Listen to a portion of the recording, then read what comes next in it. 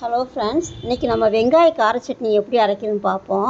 இதுக்கு தேவையான பொருள் பார்த்திங்கன்னா, ஒரு கை அளவுக்கு வெங்காயம், ஒரு 10-15 வெள்ளைப்பூடு கையில் எடுத்துக்கோங்க. வெள்ளைப்பூடு வந்து சைஸுக்கு தக்கன நீங்கள் ஏறக்குறைய எடுத்துக்கலாம். அடுத்து பார்த்திங்கன்னா, இதுக்கு நம்ம புளி போடாதனால ஒரு 5 தக்காளி எடுத்துக்கிறேன், கொஞ்சம் கொத்தமல்லி எடுத்துருக்கிறேன், கொஞ்சம் கருவேப்பிலை எடுத்துக்கோங்க. இது வந்து டேஸ்ட்டுக்காக நம்ம சேர்த்துக்கிறது.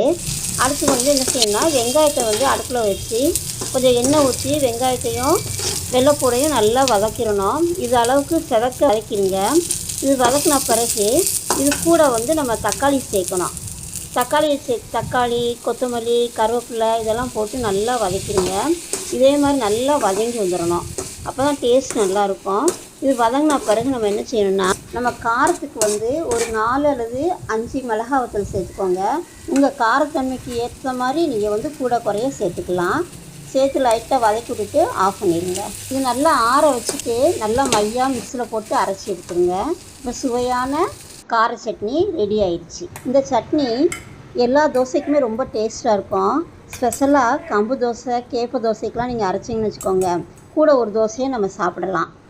கம்பு தோசை அரைக்க தேவையான பொருட்கள்: 200 கம்பு, 100 அரிசி, 50 உளுந்து. இதை நல்லா கழுவி 4 மணி நேரம் ஊற வச்சுருங்க. ஊற வச்சு நல்லா அரைச்சி வச்சுருங்க. நைட் ஃபுல்லாக புளிக்கட்டும்.